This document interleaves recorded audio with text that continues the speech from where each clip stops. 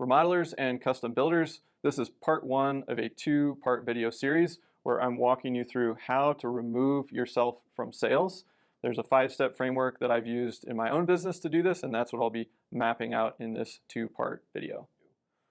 So I want to walk through the common problems I see in terms of actually accomplishing this goal, and then how do we build the system to get you out of day-to-day sales. Before I start though, I actually want to share, it was just last night, my wife and I were talking about when I was in the sales seat and I was responsible for all sales. One, it's really hard to take days off, take vacations, because sales never sleeps. You're always like driving revenue. If somebody has a quick question, they want to hop on a quick call, they need an answer to a quick email, like you're trying to get those deals across the line.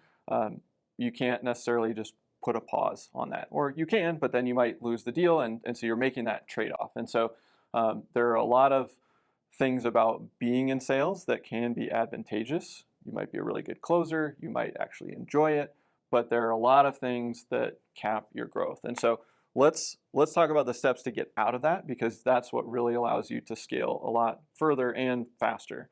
And so the core problems, and I'm sharing this because, again, I've lived through this. I was the only person selling for a long time. I tried multiple times over the early years to get out of sales because I thought, oh, I don't like this as much. I like marketing a lot more. So I hired some people. I didn't know what I was doing. Those always bombed out. I was back in the sales seat.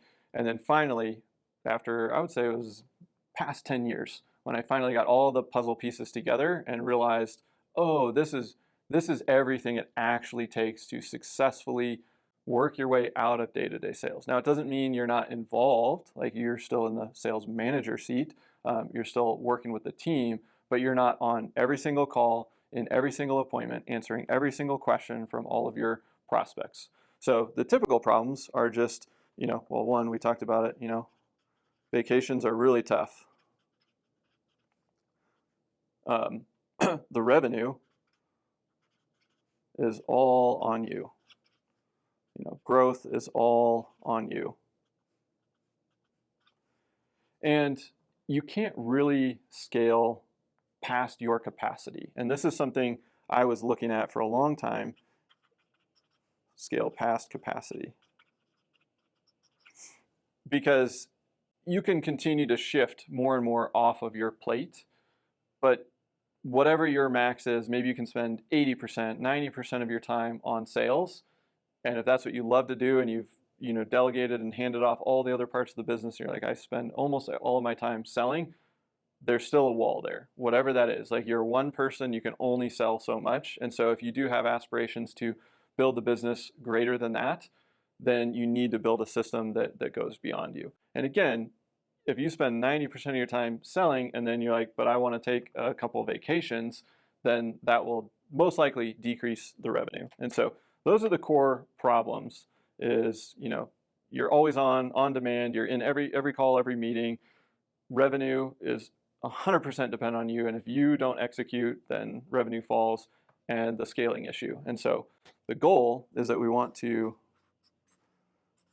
build a system.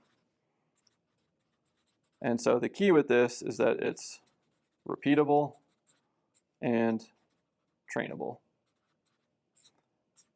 And so that you can fill those parts of the sales process with other individual contributors. And what you may just find is that some people can actually execute the system that you build better than you can.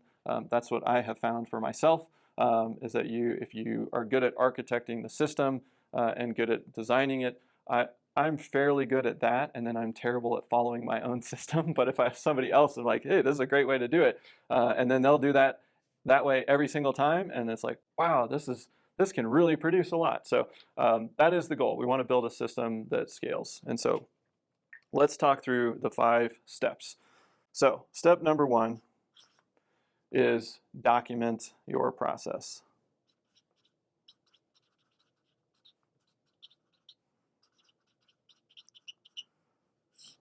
So this one is a little bit annoying to hear, because you're like, really? You're going to tell me to write stuff down, to document my process? I actually heard this language a lot when I was still in the sales seat. And you talk to people that were apparently sales experts, and they'd say, yep, you got to document your sales process. And I thought, like, what does that even mean? I just didn't, it didn't click. It was like, cool, I can write down all the steps, but what does that really do? And so over the years, what I've realized is that it's a little bit simpler than I originally thought. But you do need some things documented and written down. And so the first one is that we want our pre-qualification documented. And so what that means is that we have the first step in sales. And so I think about these as steps or milestones in your sales process is you need a lead on the phone. It could be a phone call, it could be a Zoom call, it doesn't really matter, but you're doing a call to pre-qualify. And so this pre-qualification has components to it, and it's usually a list of questions and a script. And that's basically it. And so when you're looking at this, you have the script, you have the questions to ask, and then you have the next step. And so this piece is pretty easy to document and then train, because you could walk somebody through and say, hey, the goal of this call is to see if they fit our criteria, and that criteria is included with the script and the questions. And if they do, then we want to advance them to the next step, and that's part of the script, right? Hey, you sound like a great fit. We do projects like this all the time. We actually just did a project, maybe 12 or 15 doors down from you a couple of years ago. The next step would be to have us come out to your home, and we're going to go through A, B, and C. Cool, done. This piece you can hand off relatively quickly, especially if you have someone else in the office that is there and available to take calls and book meetings. But that is the first stage. The next one is the first appointment. And so the funny thing about the first appointment is it looks very similar to the pre-qualification stage in that you need a script and you have questions and you're going to outline the next step. But this one is a little bit more complex in that the next step is ideally selling something, whether that is a design agreement, a pre-construction agreement, whatever that looks like.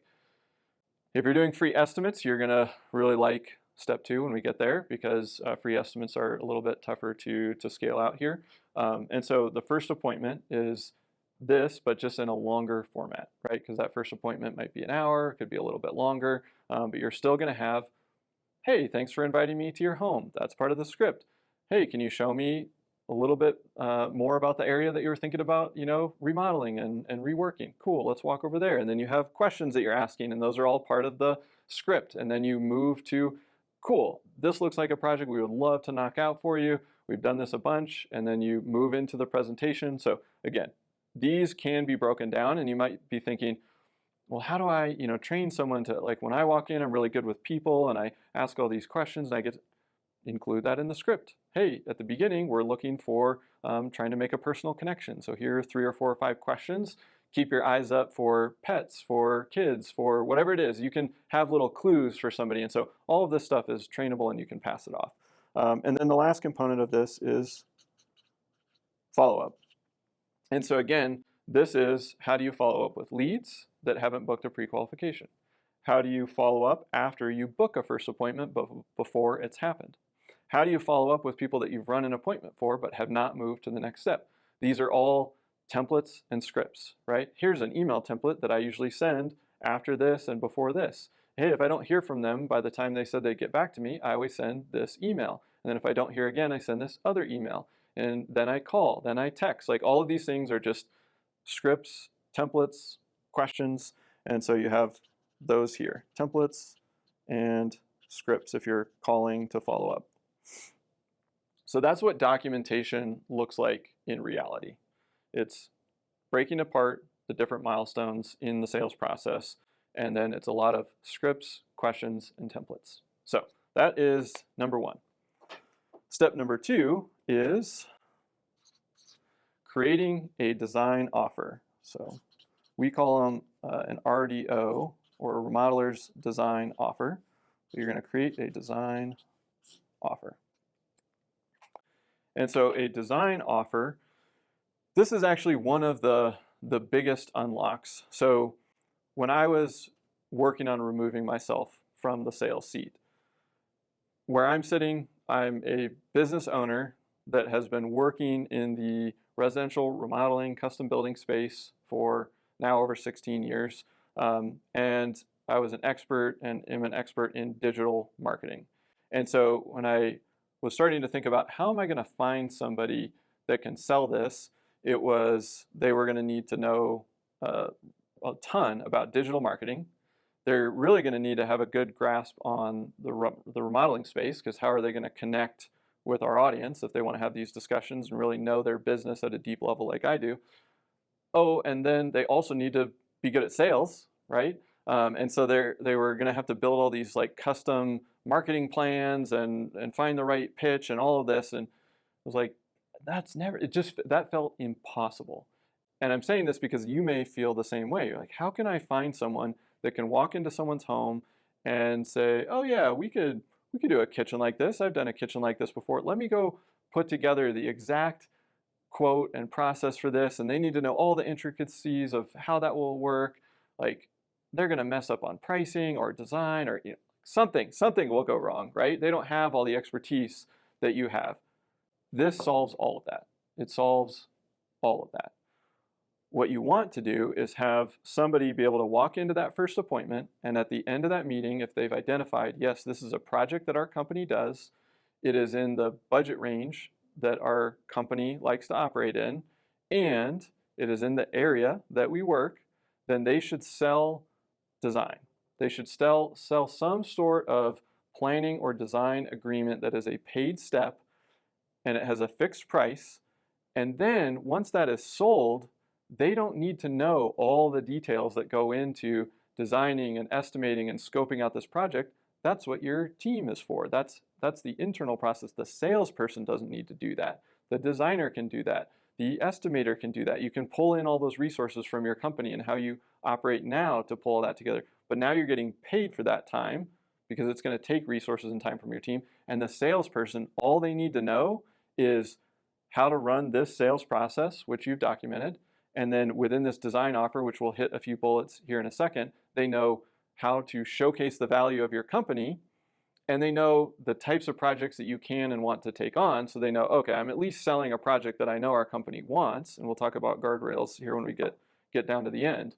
And so it solves all of that. And so then this person can just focus on running a great process and selling people into design, and then stepping away and letting your team run the rest of it. So I cannot overemphasize how powerful this step is if you actually want to get all the way out of day-to-day sales and not be pulled into meetings and having to do the final pitch. So what does this include? So we call it the RDO, but it's going to have a name. It's going to have set deliverables. It's going to be a fixed price. And this is how you get to communicate your value.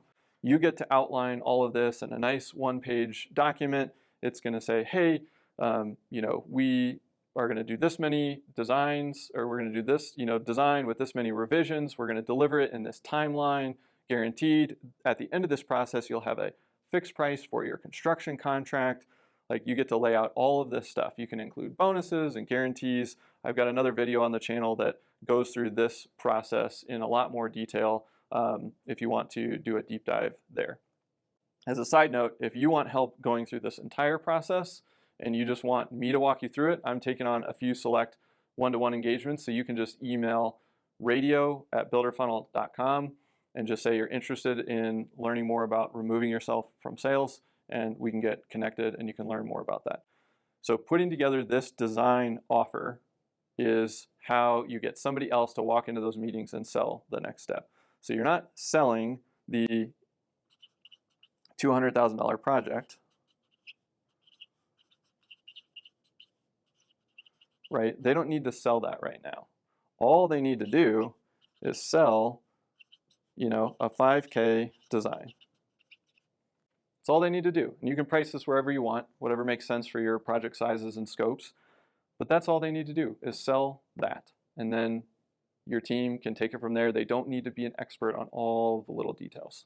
So that is step 2, create your design offer. So let's move to step number 3. Step number 3, increase lead flow.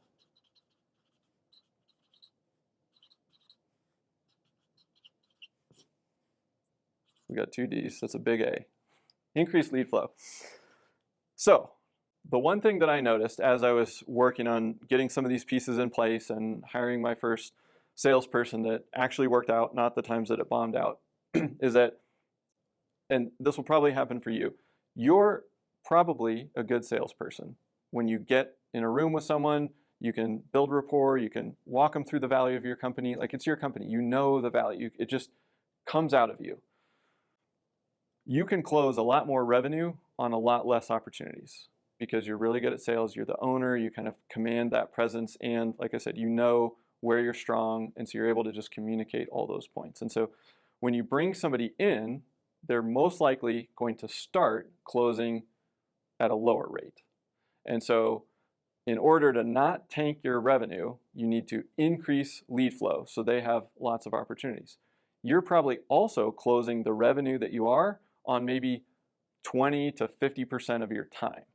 20 to 50% of your time might be going to sales. They're going to have 100% of their time.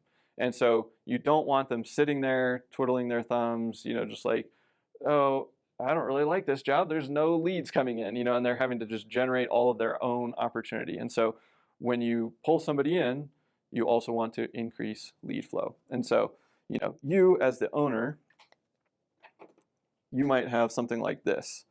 So you've got, out of every 10 opportunities, you might close 4 or 5.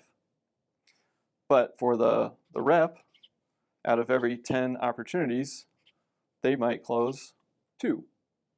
The numbers will change and vary depending on, who the rep is, how much experience they have coming in. But most likely, you're going to see this big drop, right? Whatever it is, might be half.